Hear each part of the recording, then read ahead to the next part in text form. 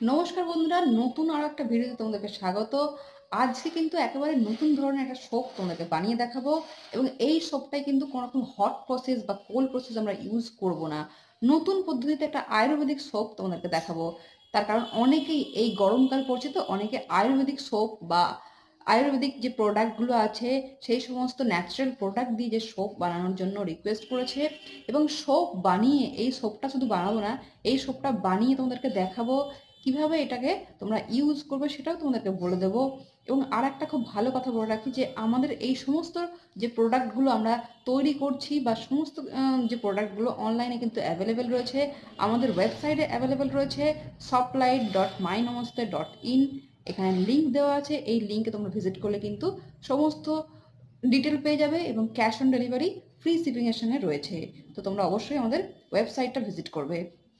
আর চলো বেশি দেরি না করে আমরা সোপটা বানানো শুরু করে দিই।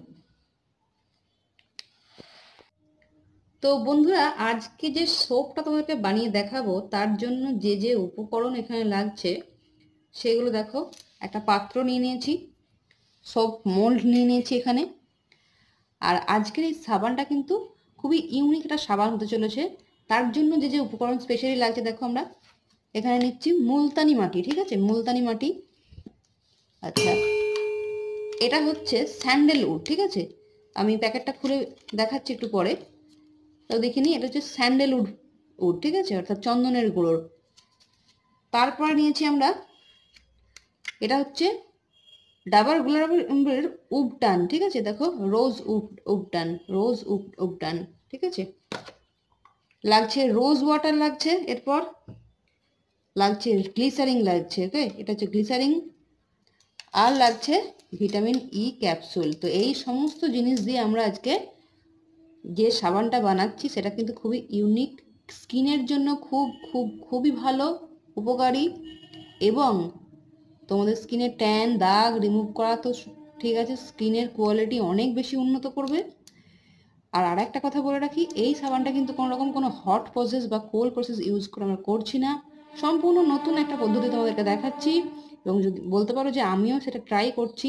কতখানি সাকসেস হব সেটা তো ভিডিও শেষে দেখতে পাবো আমরা। চলো বেশি কথা না বলে আমরা কাজটা শুরু করে দিই চটপট। তো বন্ধুরা, এই পাত্রের মধ্যে প্রথমেই আমরা ঢেলে দিচ্ছি মুলতানি মিট্টি। ঠিক আছে, দেখো এটা মুলতানি মিট্টি। প্রথমেই এখানে 2 চামচ মতো আমরা মুলতানি মিট্টি নিয়ে নিলাম। ঠিক আছে, দেখো এটা মোটামুটি 2 চামচ মতো, বা তোমরা 50 গ্রাম মতো মুলতানি মিট্টি নিয়ে নেবে। ঠিক আছে, আমি জাস্ট একটা আন্দাজে নিচ্ছি। নেক্সট নিয়ে নিচ্ছি আমরা স্যান্ডেলউড পাউডার। স্যান্ডেলউড পাউডারটা যতটা মুলতানি মিট্টি নিয়েছো তার হাফ নেবে। ঠিক আছে, হাফ এই কারণে বলছি কারণ স্যান্ডেলউড কিন্তু স্কিনকে একটু ড্রাই করে দেয়, সেই জন্য এটা অবশ্যই কম পরিমাণে নেবে। একটু কম পরিমাণে নিচ্ছি। দেখো এখানে এটা হচ্ছে আমরা প্রায় আধ চামচ মতো নিচ্ছি। এই যে 1 চামচও নয়, আধ চামচ মতো পরিমাণ নিচ্ছি। ওকে, নেক্সট আমরা যাব উপটান পাউডার। এই উপটান পাউডারটা আমরা নেব। তো এখানে দেখো আমরা উপটান পাউডারের প্যাকেটটা কেটে নিয়েছি। এখানে আমরা উপটান পাউডারটা নিয়ে নিচ্ছি 1 চামচ পরিমাণ। ঠিক আছে, এবার এগুলোকে ভালো করে মিশিয়ে নেব। আচ্ছা, এটা দেখো ভালো করে মিশিয়ে নেওয়া হয়ে গেছে। মিশিয়ে নেওয়ার পর এবার আমরা গোলা গুঁড়িটা দিয়ে এটাকে ভালো করে খুব একটা থিকনেস, মানে থিক করে, শক্ত করে এটা মোল্ড তৈরি করব। এবার চলে আসছি, দেখো এই পাত্রের মধ্যে আমরা ডাবার গুঁড়ি নিয়ে নিয়েছি। এখানে বেশ কিছুটা পরিমাণ ডাবার গুঁড়ি নিয়ে নিয়েছি। তোমরা তোমাদের আন্দাজ মতো নেবে। এবং এই ডাবার গুঁড়িটা দেখো কালারটা হালকা হালকা চেঞ্জ হচ্ছে, তার কারণ হচ্ছে আমরা এখানে অল্প একটু পরিমাণ এখানে এই প্রিজারভেটিভটা, যে এটা হচ্ছে প্রিজারভেটিভ, এই প্রিজারভেটিভটা ব্যবহার করছি। প্রিজারভেটিভ না ব্যবহার করেও করা যায়, কিন্তু প্রিজারভেটিভ না ব্যবহার করলে এই সাবানটা কী হবে, ময়েশ্চার ধরে যেতে পারে বা ফাঙ্গাস লেগে যেতে পারে। সেই জন্য আমি এখানে প্রিজারভেটিভ ব্যবহার করছি। তোমাদের কাছে যদি প্রিজারভেটিভ না থাকে তোমরা অবশ্যই ইউজ করো না, এটা কিন্তু অপশনাল। ঠিক আছে, এরপরে দেখো এই ডাবল গোলাবড়িটা আমি এর মধ্যে ঢেলে দিচ্ছি। অল্প অল্প করে ঢালবো এবং এটাকে মেশাতে থাকবো। ঠিক যেরকম করে আটা মাখা হয় ঠিক সেরকমভাবেই এটাকে আমরা মাখবো। তো অল্প অল্প করে মেশাতে থাকি। আমরা এই যে ডোটা বানাচ্ছি এটা কিন্তু একটু বেশি শক্ত মতো ডো বানাবো।